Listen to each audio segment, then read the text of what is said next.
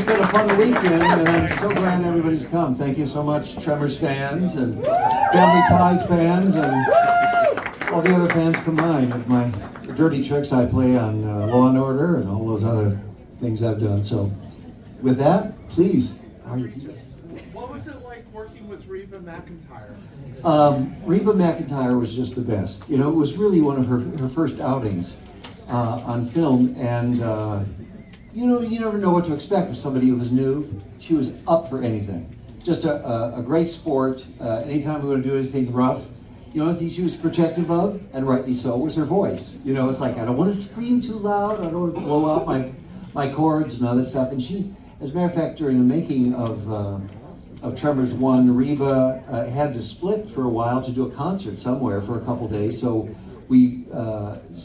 they boarded the film, they scheduled it such that she could get away for a couple days, and that gave me a couple days off too, which was nice. And while she went off to wherever she was doing her concert, so then she came back and resumed filming. And all I can say is she was great. She was great. She has an addiction to ketchup, I'll tell you that. For anybody who doesn't know that, she puts it on everything, or she did at the time. But she was a real sweetheart, and we used to spend a lot of time in a little town called Lone Pine, California, where this was filmed, eating a lot of chicken fried steak, which that seemed to be most of what they had for dinner in that town. So as we did our evening off. But she was a real doll. She really was. He was right off of Bosom Buddies when he did 1 or 2 episodes of Family Ties, and he played Meredith Baxter's brother, I think it was, or brother or cousin or something like that, who was having an alcoholic problem. And Tom did a great job, and it was a difficult piece because Alex had, the Michael Fox character, had sort of worshipped his uncle, and to see him as a drunk was very disappointing to him, and you know, sort of upset the whole family thing. One of the things I loved about Family Ties is there was a lot of funny stuff on it. I mean, great stuff, this interaction in the family, but they tackled some tough issues, you know, like alcoholism or drugs and things like this. They weren't afraid to manage some of those difficult subjects and yet make them funny. So you know, it was great. Tom was marvelous, and that was the first time I met him. He was around for a couple of weeks, and you may know other people like Gina Davis. Was one of her early outings, was on Family Ties, in a particularly wonderful episode where we had her for a couple episodes where she was hired as a maid in the family. It was totally incompetent, and but one of my favorite lines from the show, and I always used to get ticked off at Michael Fox because we had to do so many takes because he'd laugh every time we'd say it. She fixed the toaster. Gina Davis, the rotten maid, said, "Oh, I fixed the toaster," and these things. The toast flew out black, flew across the room, and almost, you know, hit us. And I had a line where I had to pick up the piece of toast and say to Michael Fox, "If this were a Pop-Tart, we'd be dead now." And Fox could not contain himself. I was like, come on, we've done like 8 cakes, you keep breaking up. And so... You fired that anti-tank rifle. Did you fire that for real? I heard that was, you fired that for real, is that true? Just about all the weapons I fired on Tremors were fired. Yes, they were real. They were. We fired all of those weapons. Usually, if you know the expression, half rounds or quarter rounds or something like this, where that was such a heavy rifle that we actually shot that at a pretty high powder level because the rifle itself was so heavy, and so there wasn't much of recoil. It was just, you know, it just sat there. It was hardly any recoil. So I think we used a little extra powder. So all of the real cartridges we use, obviously just the shell, nothing, no lead. And so they were dummy rounds, not dummy rounds, but and usually with less powder than a regular round, because we just want to keep things down a little bit. I will say, a lot of people have asked me about this, the terrible thing that happened with Alec Baldwin on Rust. I knew the minute I happened to be in New Mexico when that happened about the same time, and I was so sad to hear it. The minute I heard it, I thought somebody screwed up. Somebody screwed up big time.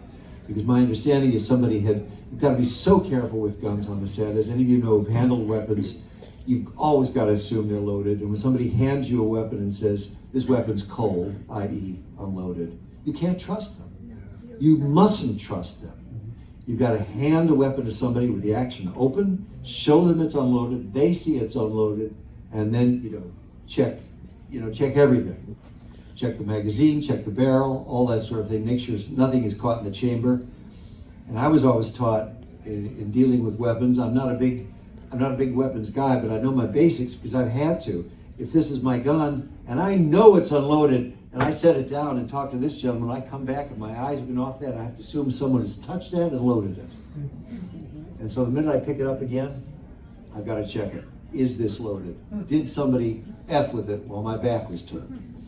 That's good gun safety. So the minute I heard this on Rust, I said, somebody handed a weapon to Alec and said, oh, it's unloaded. He went, okay, fine. Wrong. You gotta look into it. You gotta check it. So it's such a tragedy and so unnecessary. People didn't know what they were doing. Who was probably your favorite actor to work with on any of the Tremor movies? Well, I mean, I loved Reba because she was just a great sport. But and Kevin was Fred Ward. I don't know. I just love Fred. Fred and I had actually worked together a couple years earlier on something called Big Business with Bette Midler and Lily Tomlin, and it was a feature film, and so I had met Fred on that, and I'd always admired his work, The Right Stuff, and things like this, and getting to work together with him twice on Tremors 1 and Tremors 2 was just a real joy. He was a real gentleman, very talented, good sense of humor, just easy to work with, just easy, and a lot of times, other actors can be a little strange or cantankerous, like anybody in the workplace. You have your good and your bad, the annoying people and the people who are really sweet. And people say, I will just say it's difficult to work with somebody who's not being nice, And Fred was always just easy. Just, let's try this. Let's do this. Let's whatever. And so when I heard he passed away lately, it was like a gut punch. I hated it. I would have liked to work with him again. And I think the chances of our doing another Tremors 8 are probably less than none. But I mean, it would be lovely. But my dream was to get Kevin, who said multiple times he'd like to do another one, Reba, Fred, and I all together and do it just one more, just for the geriatric Tremors. But just one last shot at it with those people. And now Fred's gone, which breaks my heart. Good guy. So you're telling me we're not going to get graboids on the moon? Not as far as I know. Damn it.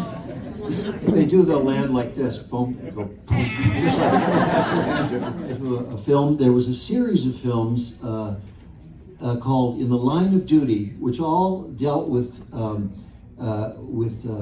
law enforcement officers who lost their lives in the line of duty. And this one was subtitled The FBI Murders. Full title, In the Line of Duty, The FBI Murders. And was based on a true story of the worst shootout up until that time in FBI history, where a number of agents were killed during a felony car stop. They were just completely outgunned by these guys. Ronnie Cox, the wonderful Ronnie Cox, was in it, and of course the late David Soul. There's another one who just bit the dust. Mortality sucks, let's just admit it. And they were both wonderful. Ronnie, as you know, went on to do a lot of music in his career. He sort of moved away from acting. He was starting to do a lot of his music, and with guitar work, and was beginning to do a lot of touring with folk music and things like that. Lovely man. David was just the best. When you spend that much time together on a film, you've got to build up a partnership, and all I can say is he was just easy. Nothing was a problem. We discussed things and worked things out, and he was just again, a great colleague to have. The film itself was kind of scary. This was based on the true story of two guys who were just a scourge of the Miami-Dade County area for a while, a crime spree.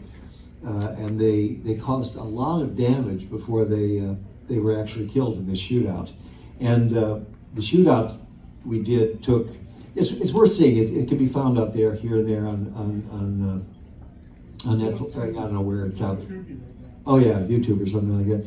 The shootout took days to shoot and was done so authentically that the FBI in Quantico, Virginia used that shootout as a training film, how not to do a felony car stop, because it was such a disaster that day. So they used it as a training film. It was done so well. Two of you together was just terrifying. Great. We had a ball. One of my favorite. Truly, it was a great gift. Anytime an actor gets to do something very much against type, up until that time, that was about the 6th or 7th year of Family Ties, and so I've been America's, nicest father. And I always say Cosby was number one. I was like America's favorite Caucasian father, because he was always number one. But to be able to be offered that in the middle of Family Ties was a great gift to me. And one of my favorite reviews was in I think it was People magazine, where guys said, it took me 15 minutes to realize that SOB with the mustache was the nice father from Family Ties. So that was fun. Some lines, some things of Burt Gummer that I came up with. Well, I will tell you this. Most of the great stuff came from great writers. Unlike Robin Williams, I don't make a lot of this stuff up. I do from time to time. But to be honest with you, it becomes such a team effort that I forget what are theirs and what are mine. Particularly in the last, well, even in all of them, I was invited to contribute, to contribute. First of all, out of respect for good writers, you say it their way the first time. You do it the way they've written it. And then if you have suggestions of your own, you'll say, all right, we've got another take or two. What do you think if I tried this way? But you always check with them first. Because the problem is with throwing in ad-libs sometimes is that camera people and sound people and everything, they have the script in front of them. So if you insert a new line, they go, wait, where are we? Because they have to cut on certain lines and maybe move camera or know what people are doing. So it's good to keep it steady during the whole piece, so they know what's coming. So you don't throw somebody else off, because there's so many things they have to work at the same time. But they were always good in incorporating things. I just, one comes to mind, something called, in one of the films I said, Semper Fi is the Marine, I said, Semper Vigilans, always vigilant. That was a line I thought of. And I said, can we put that in there? Semper Vi, always vigilant, But there's a lot of things I like about Burt, if you don't mind sharing. I think one of the Burt he was such fun, such a great opportunity, because comically, he was obsessive compulsively disordered, right? So he's got OCD, he's got paranoia, and one of the great things about comedy is it's over the top. It's people who go to extremes in some way. And so the extremity of that character was always fun. And they'd always prepare him for one thing, and there would be a different sort of monster, which is one of the fun things the writers kept having with that. He's prepared for this, let's throw him something new that he's not prepared for. Blowing up his own ammo dump by accident, things like this, and just crazy things that kept happening to him. And one of the things I've always loved, and for the people out there who are gun enthusiasts, I myself am not a gun enthusiast, I know a lot about them, I'm not afraid of them. People say to me, Burt, everybody should have guns, right, Burt? I said, did you hear him say to Melvin in the first one? I wouldn't give you a gun if it was World War III. I honestly believe so. I guess Burt is a gun control guy. That is, not everybody should have them. There are people who don't have enough sense, enough just common sense to have one. So I've always loved the fact, I've always participated in this. I think Tremors is family friendly. Burt never points his gun at another human being. It's not one of those films. We're not killing each other. We're killing the bad guys, the monsters. And that's respect is an old-fashioned horror movie where it's the humans, the good guys, against the monsters, the bad guys. We're not fighting each other in this, you know? And the other thing I admire about Burt is as much as he tells you you're wrong and you don't follow his advice and you get in trouble, he'll still come to rescue you, you know? Yeah, jerk, I told him 1,000,000 times. Will he go to help him? Absolutely. Burt is loyal in that way. So I mean, I love the character of Burt. He's like old-fashioned loyalty. You know, as much as a jerk as he think you are, he will go to help put his life on the line to save your life. Yeah. So I love Burt. Boy, there's so many favorites. I mean, one of my favorites is still, you know, say it, try and duplicate it the way I said. I feel I was denied critical need to know information. Right? And so that will always be a favorite. I mean, that was just, again, to have him caught off guard. People will tell him one thing, he's prepared for one thing, and one of the ways they made Tremors so comically wonderful was the fact that you're constantly meeting something new that throw you off guard. Wait a minute. The most prepared man in the world is never prepared because of the mutations of these monsters.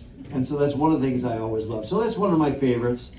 One that I happen to live by and sometimes sign on photos is something I think all of us can live by. In Tremors 2, he said, "Doing what I can with what I got." I mean, come on. Yeah. That should be, all of us should live by that. Come on, it's all we have. We can bitch and complain about what we don't have, but on the other hand, what you do have, you can fashion it into something wonderful. You know, none of us has everything perfect. Some of us have liabilities, but you take those liabilities and say, how can I turn this into a possibility? So I love that line of Burt, doing what I can with what I got. Oh, Vanilla Ice. I don't have a picture of that. Have any of you seen that? Cool as Ice? Some here and there. Yeah, it wasn't this big hit. I thought it was the end of his career. No, I thought the end of mine. I had a wonderful time. He's a very nice, polite guy. He was very popular in those days, Vanilla Ice, and you thought, oh, is this guy going to be a jerk? You know, very full of himself. He wasn't at all. He knew he was, he'd not done a lot of film. He was not out there to show how big and important he was. He was a very polite guy. You know, I think a lot of showbiz people get bad raps, you know, because the misbehaviors get bad raps, right? They get all the press. But there's so many nice people out there who just want to get the job done, or just like you and me, and you know, they just want to do a good day's work, get a good night's sleep, and get a paycheck at the end of the week. And he was a nice guy. He was never full of himself. And I've got to say something about Fox. You know, when Mike Fox, when Back to the Future hit and he became this huge megastar, nothing changed for Michael. He never wanted anything special. He never was like, oh, I need a bigger dressing room. I need this, I need that. He was just one of the family. He always knew, and you see this today in what he does with Parkinson's and things like that, what a good guy he is. And he always said, I owe all my success to family ties, and I'm not turning my back on it. I'm not gonna leave now that I've had Back to the Future. I'm gonna stay through to the end of this show because this is where it all began for me. He knew that, and he was very grateful for it. And as I say, you know, never pulled any of that I'm better than you stuff. We all got along great. We were a very boring show. People say, what really happened on that set? I said, we were nice to each other. Meredith and I are still friends. As a matter of fact, I talked to her 2 days ago on the phone while I was waiting in the airport to come out here, and she and I are doing a play together next month as a benefit for a theater somewhere. And we get together time and again. Right now we're rehearsing on Zoom 3 days a week. We're going to get together next week when I get back and start to put this play on its feet, as they say, and start to move around the room and get off of Zoom and into a real space. So she's still a dear, and I try to see Michael when I get back to New York from time to time, try to have lunch or breakfast together or something like that. Naturally, his activity is limited more and more because Parkinson's is a progressive disease, and I've never seen anybody take lemons and make lemonade the way he has. So bless him. He's an inspiration to all of us, and just a great guy. You can see where he came from. He came from a nice blue collar family, and his father was a constable, a cop, is what in British Columbia, near Vancouver. So his dad and mom were just salt of the old earth people, and Michael's got the same thing. There you go. Okay. Guys, give it up for Michael Gross. Thank you very much, everybody. Thank you.